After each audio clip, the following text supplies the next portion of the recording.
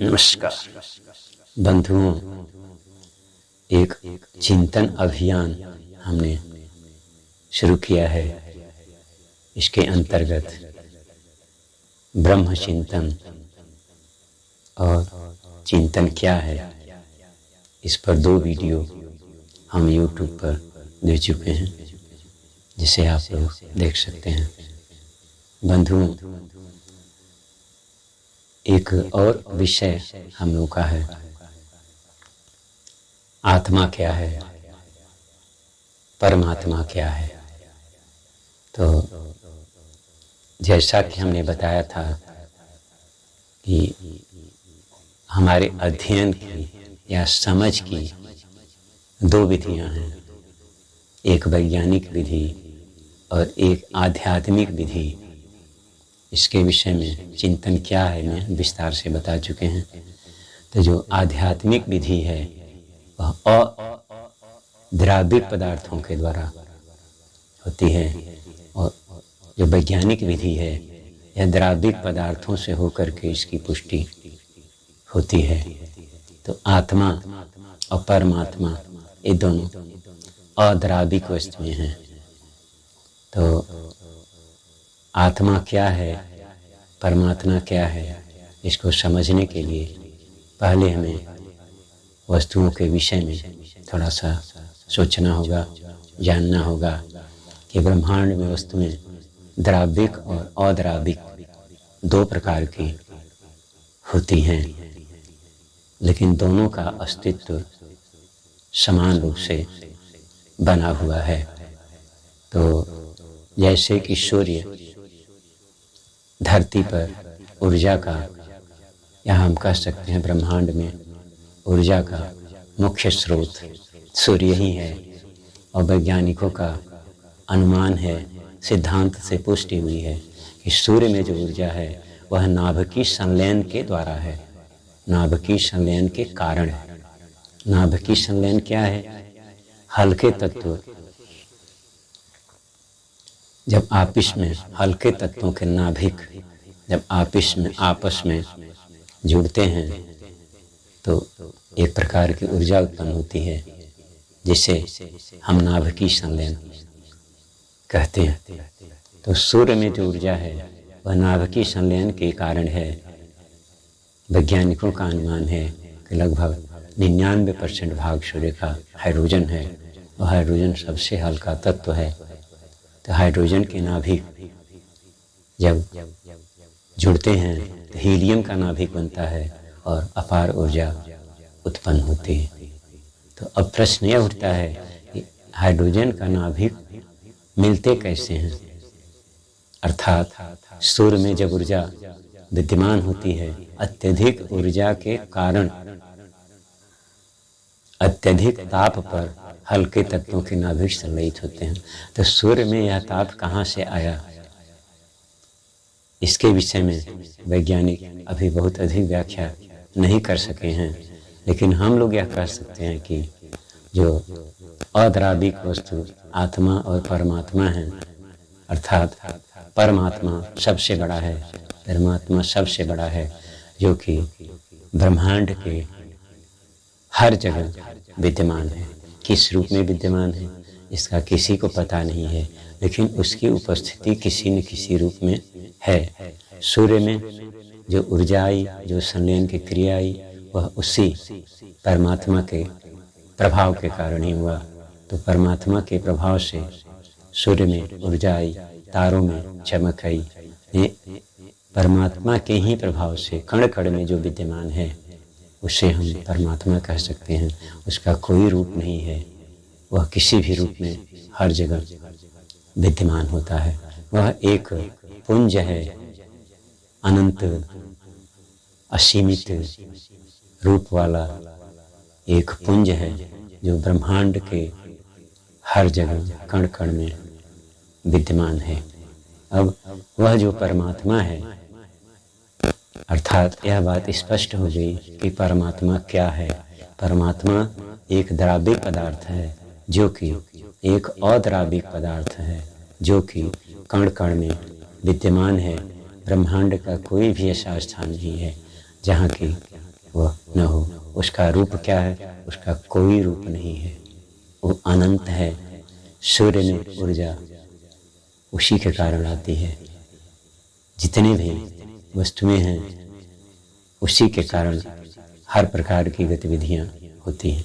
तो जो परमात्मा यह हुआ, एक पुंज है, एक ज्योति पुंज है, एक प्रकाश पुंज है, एक ऊर्जा पुंज है, या हम कुछ भी उसको कह सकते हैं। यानी कि वह एक पुंज के रूप में है, ज्योति के रूप में ब्रह्मांड के कण कण में निवास करता है।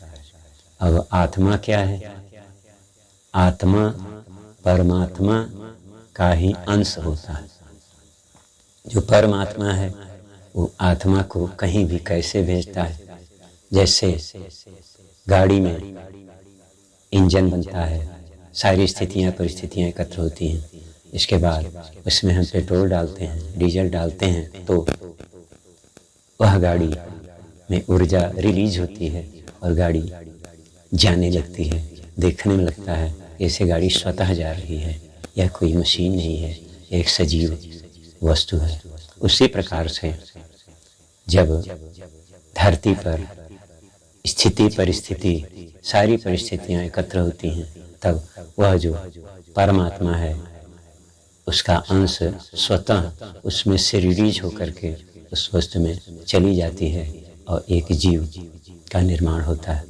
जैसे गेहूं का बीज है, किसी भी चीज का बीज है, उसको रूम में रख देंगे, उसमें अंकुरण नहीं होगा। उसको मिट्टी में डाल देते हैं, उचित नमी, उचित ताप, उचित प्रकाश आदि प्राप्त करके वह फूल जाता है।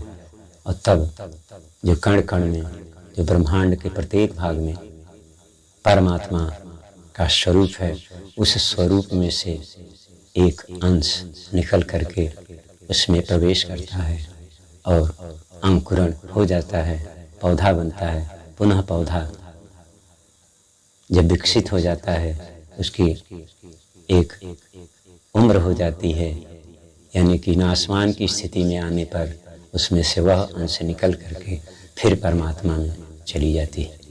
उसी प्रकार से जितने भी जीव जंतु हैं, जो भी हैं, मनुष्य है, मनुष्य में भी सारी स्थिति परिस्थितियां, जो नर है, जो मादा है, उनके उनके अंश उचित जगह एकत्रित होते हैं। आवश्यकता अनुसार ताप दाब पदार्थ मिलते हैं, एकत्रित होते हैं, तो वह जो परमात्मा है वह अपने अंश को उसके में छोड़ देता है, वहाँ उसका अंश पहुँच जाता है और एक जीव की उत्पत्ति होती है। अर्थात आत्मा क्या है? आत्मा परमात्मा का अंश है।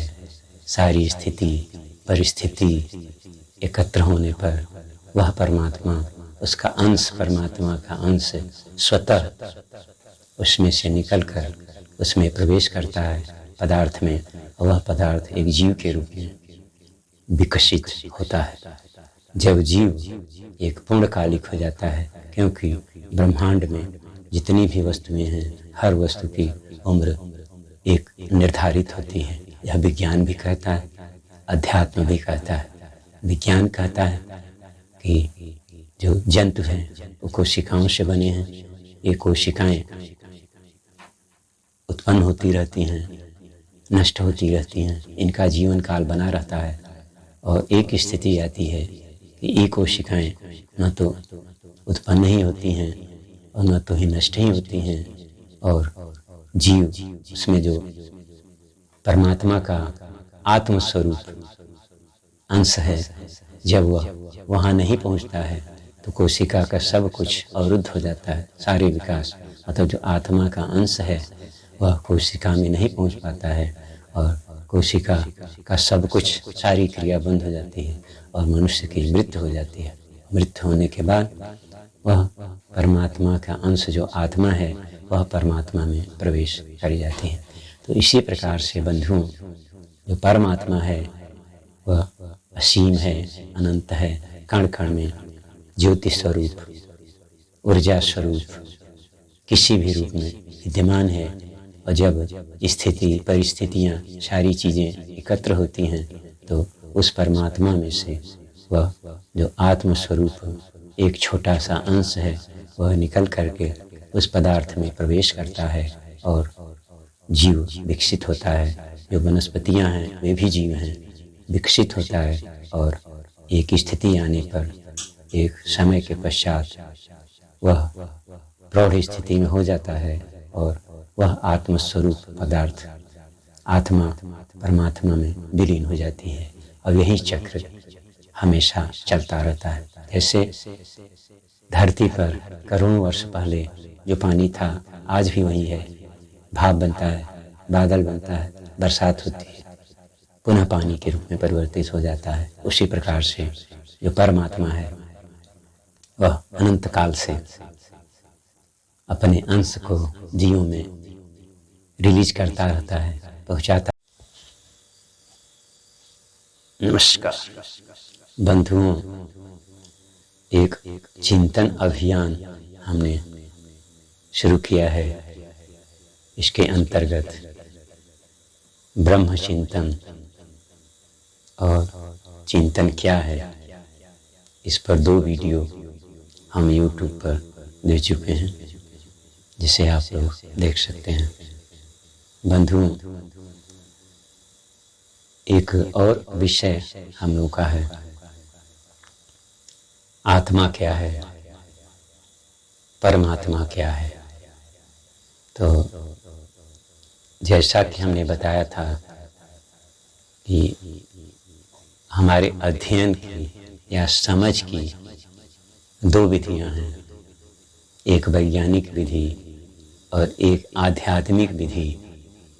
इसके विषय